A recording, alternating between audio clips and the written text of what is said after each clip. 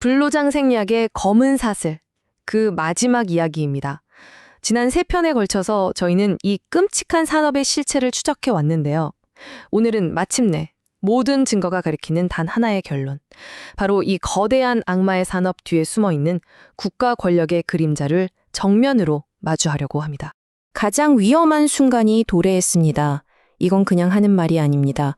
최전선에서 이 범죄를 고발하던 한 블로거가 목숨을 걸고 보낸 절박한 외침이자 이 어두운 산업이 이제는 정말 상상조차 할 수 없었던 끔찍한 국면으로 접어들었다는 신호탄 같은 겁니다. 자, 이번 최종 보고서에서는요. 긴급 경고, 그리고 그들이 필사적으로 숨기려 했던 사라진 증거들, 또 결국 드러나고만 번식 추출센터, 그리고 이 모든 것의 배후에 있는 국가 권력의 그림자, 이 4가지 핵심 단서를 따라서 이 거대한 음모의 실체에 다가가 보겠습니다. 우선 모든 것을 바꿔놓은 그 경고부터 시작하겠습니다. 베테랑 언론인 리무 양이 한 반사기 블로거의 말을 인용해서 보도한 내용인데요. 이 범죄 조직들이 사업 방향을 완전히 틀고 있다는 겁니다. 위협의 본질 자체가 바뀐 거죠.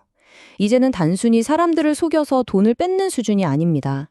그걸 넘어서 인간의 몸 자체를 원료로 삼는 끔찍한 생명공학 사업으로 변질되고 있다는 겁니다.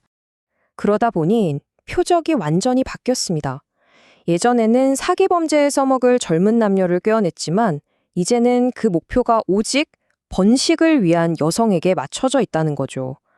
이건 정말 완전히 새로운 차원의 훨씬 더 광범위한 위협을 의미합니다. 특히 주목해야 할 게 바로 이 숫자입니다. 16세에서 50세. 이게 뭘 의미하겠습니까? 사실상 가임기에 있는 거의 모든 여성이 이 끔찍한 번식 산업의 잠재적인 표적이 될 수 있다는 정말 충격적인 이야기입니다. 자, 이렇게 끔찍한 진실이 수면 위로 떠오르기 시작하니까요.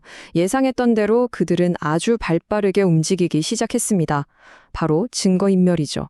자신들의 디지털 흔적을 지우기 위한 필사적인 몸부림이 시작된 겁니다. 이 모든 의혹의 중심에 서 있는 곳이죠. 캄보디아 생명과학원. 폭로가 터지기 전까지만 해도요. 자신들 웹사이트에 중국의 최고 수준 생명공학 기업이랑 파트너십을 맺었다. 심지어 중국 정부 기관의 공식 인정까지 받았다고 아주 대대적으로 홍보를 했습니다. 그런데 글로벌 언론사 NTD가 이 의혹을 보도하자마자 어떻게 됐을까요? 네, 순식간에 마치 약속이라도 한 듯이 그 결정적인 연결고리들이 웹사이트에서 연기처럼 사라져버렸습니다.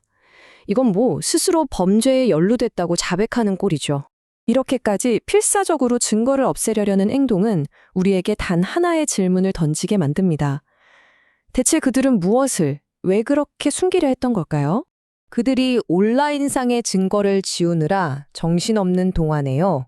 미처 지울 수 없었던 끔찍한 물리적인 흔적들이 네티즌들에 의해서 속속 드러나고 있었습니다. 글로벌 언론사 NTD 보도를 보면요. 디지털 세계에서는 지울 수 없는 물리적 증거가 구글 지도에서 발견됐습니다. 범죄의 소굴로 알려진 미얀마, 미야와디 지역인데요. 거기서 발견된 시설들의 이름이 정말 소름 끼치도록 직설적입니다. 인간 번식센터, 유아 골수 추출센터, 그리고 폐기물 처리센터라뇨. 이 끔찍한 산업의 전체 공정이 눈앞에 그려지는 것 같지 않습니까? 그런데요, 웹사이트 때랑 똑같은 일이 또 벌어집니다. 이 정보가 세상에 알려지자마자 지도에 있던 그 표식들이 또 감쪽같이 사라져버렸어요. 이건 절대 우연이 아니죠.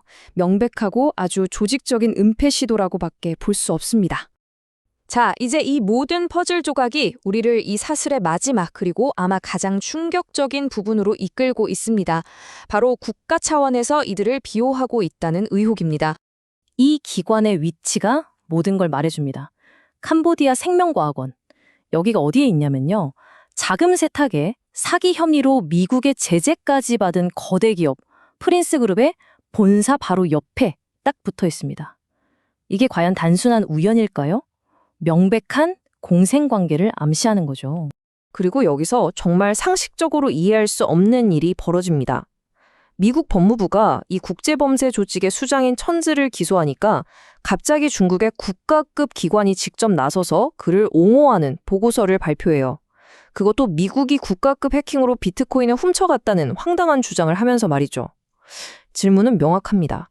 왜 한 국가가 국제적으로 지명수배된 범죄자를 이렇게까지 감싸고 도는 걸까요? 정치경제 전문가 친펑의 분석에 따르면 논리는 아주 간단합니다. 여러 국가에 걸쳐서 기술, 금융, 물류까지 움직이는 이 정도 규모의 거대한 불법 사업은요, 뒤를 봐주는 강력한 보호자 없이는 애초에 존재 자체가 불가능하다는 겁니다.